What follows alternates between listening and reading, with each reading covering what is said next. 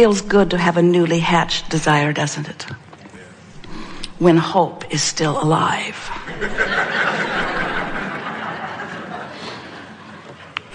What about those desires that you've hatched a while ago that have not yet come to fruition or manifestation? Still feel frisky about those? That's the real test, isn't it? When we say, do you know what you want? And you say yes. And then we say, and do you like having desire pulsing within you? And most people only say or mean yes to that when the desire that is pulsing has either shown evidence of manifestation or has already manifested, or they are hopeful, it feels close by. But when you have a desire and a doubt about its achievement, then you don't like that desire so much. And that's the thing we want to help you get over. We want all desires to feel fresh and frisky to you, because all desires are possible, and we want to be so bold as to say all desires are not only possible, they're possible to be accomplished in a very short period of time, provided you become a vibrational match to them. When you have a desire, something that you want, and you are pessimistic about it, you're not a vibrational match to it, and you could hold it off indefinitely. When you want something and you don't believe that you can achieve it, you hold it off indefinitely. Your vibration that you run around in all day, those thoughts you think and those feelings you have, your attitude, your mood, your personality, the way you feel about everything is your indicator of where you are vibrationally in relationship to a desire. And we want to say something in a bold way that you may not have heard us say before, because we may not have ever said it before this clearly. If you don't have a desire, then you would not have a corresponding emotion of positive or negative. In other words, without desire, there's nothing for your emotions to be giving you feedback about, because your emotions are giving you feedback about the difference between the vibrational relevance between the vibration of desires that you hold and the vibration of beliefs you hold about those same desires. You just cannot move around in your physical world having exposure to life without desires being born all day, every day. And when the desire is hatched, now it is vibrating, and now the vibration of your being either matches it or it doesn't. Now, in order to make you understand that more fully, that's the version that much of the world would be comfortable hearing. In other words, they don't mind so much these days hearing about desire, and they don't mind so much these days hearing about belief. And they're beginning to get the idea that law of attraction, the vibrational manager of all things, is always bringing you something that is equivalent to how you usually feel about every subject in the world.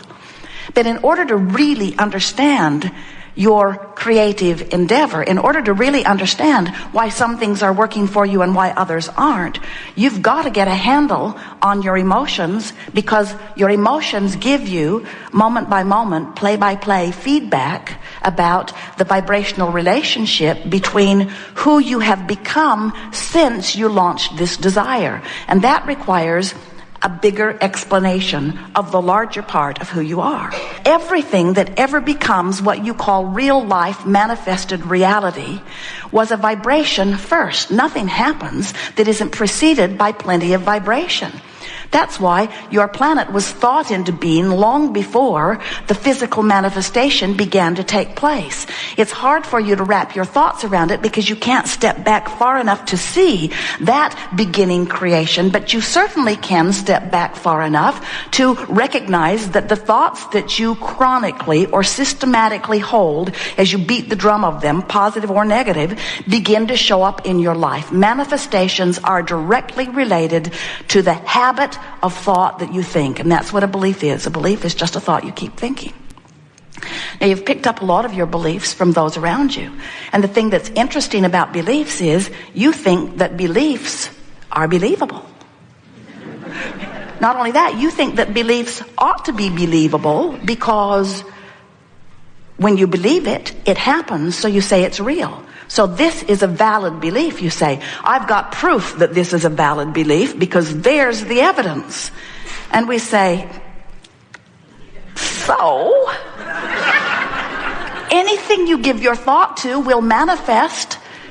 Don't let that be your criteria. Oh, this horrible thing is real, therefore I will give it my undivided attention. Oh, see, it was real, it got me too. And we say, it didn't get you because it is reality. It got you because you gave your attention to it. Anything you give your attention to, you activate in your vibration. And when you activate it in your vibration, it's like saying, come to me. So if you're giving your attention to wanted things and doing it regularly, it's like saying, come to me, this thing I really, really like. But if you're giving your attention to something unwanted, saying, no, go away. I never want to see you. I want you to be rid from the planet. I will join a group of others and we will push hard against you and we will eradicate you. There is a war against poverty and a war against AIDS and a war against cancer and a war against teenage pregnancy and a war against terrorism and a war against poverty and a war against, and all of them are getting bigger. Because when you push against anything, it doesn't go away, it becomes more. Attention to it causes a gravitation of forces and components and circumstances and events to accommodate it. So if we were standing in your physical shoes, we would not use as our criteria for giving our attention to something the reality of it. It's real, therefore I should contemplate it. It happened, therefore I should make a monument about it. We would ask, how does it feel when you give your attention to it? And if the answer is it feels wonderful, then our encouragement would be, then give it your attention. But if it doesn't feel good when you think about it, your guidance is saying to you, you are thinking a thought, which you certainly have the right to do. You are looking at something, contemplating it, therefore activating the vibration of it. But the negative emotion that you feel is your indicator that this vibration that is active within you in your human physical body is not the same as the vibration that the source part of you is offering. So when you ask for something, not only does the non-physical part of you give attention to it, the non-physical part of you, that source, soul, eternal part of you, becomes it. That is such an important understanding. We've written a book with the best title in the world that says, ask and it is given. And that's what that's talking about. When life causes you to ask, not only is it given, the larger part of you becomes it. So now we want to turn your attention for just a little bit back to this concept, this powerful law of attraction. And think about, so you've been living life out here just like you knew you would, on the leading edge where the contrast is extreme, where it is more specifically focused, where it will evoke from you more specific requests because you are leading edge creators in a leading edge time-space reality, meaning the time and the space cause you to focus. You're not thinking about last lifetime or what it was like before you were born. You are focused into this time and this space. And there is a continuity about this time and this space. Because as you stand on the platform that you call my now reality, it gives you a framework with which to intend or to desire or to specify improvement. And so as life causes you to ask and the source energy part of you embraces that asking, now the bigger part of you, the non-physical part of you, the eternal part of you stands in that vibrational countenance, and best part ever, law of attraction responds to that vibration. Now what that means to you, it is so important for you to know that. What that means to you is that that larger part of you from which you can never sever yourself. In other words, sometimes you think, oh, I was dead and now I'm alive. Not true. You are alive and alive and alive and alive. And as you understand your relationship to that greater source and resource of life, now picture that part of you in that vibrational realm having expanded because of all that you've been living and asking for. Picture law of attraction's response to that magnificent, expanded, expanding, expansive vibrational being that you are. So here is this vortex. We want to find a way to demonstrate it. We want you to feel the power of this vortex. this vortex of attraction.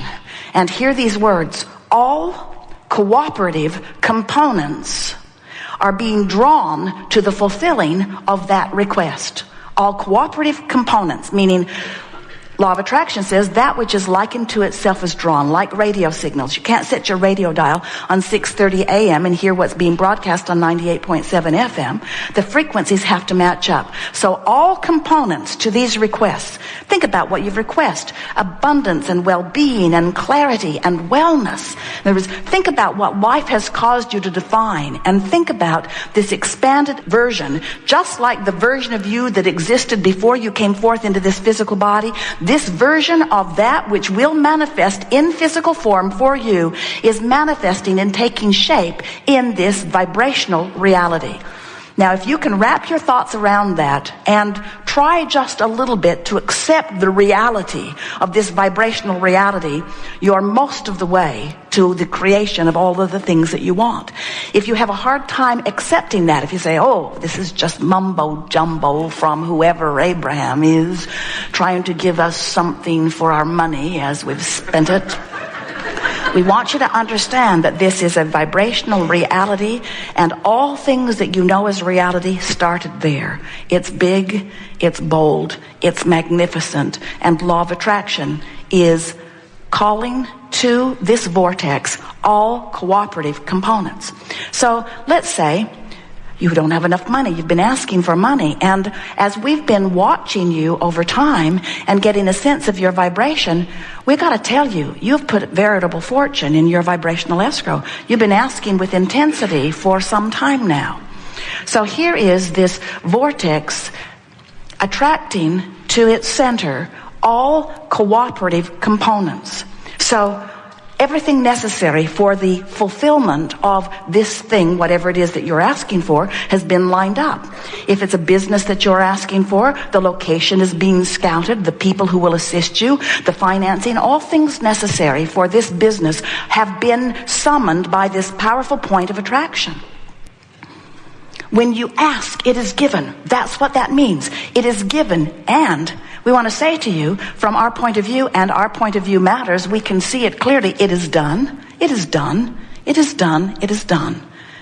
Your clarity is there. Your improved bodily conditions are there. Your relationships that you want are there. Your financial abundance is there. All that life has caused you to ask for, it's there.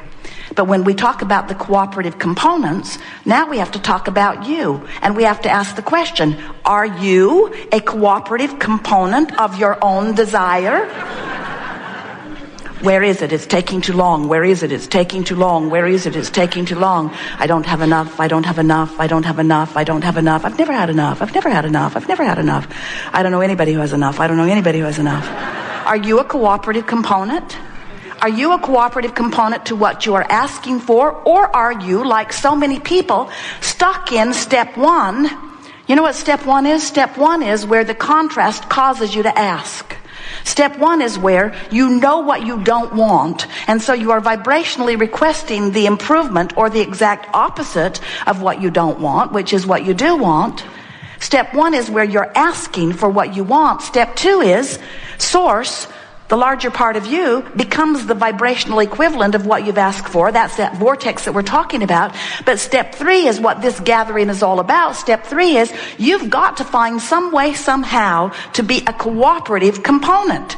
You've got to figure out how to get in that vortex yourself, because everything you want, all the clues, all the paths, all the evidence, all of the suggestions, all of the great ideas, all of the rendezvous points, they're all in that vortex. And you got to get in there. And you know what it feels like when you are in there? It feels really good. It feels interesting. It feels fascinating. It feels exhilarating. It feels exciting. You feel passion. You feel love and appreciation and enthusiasm. When you are consistently hanging around in those vibrations, you're in the vortex. And when you hold that vibration for just a little bit of time, what happens is you begin to see the evidence of it.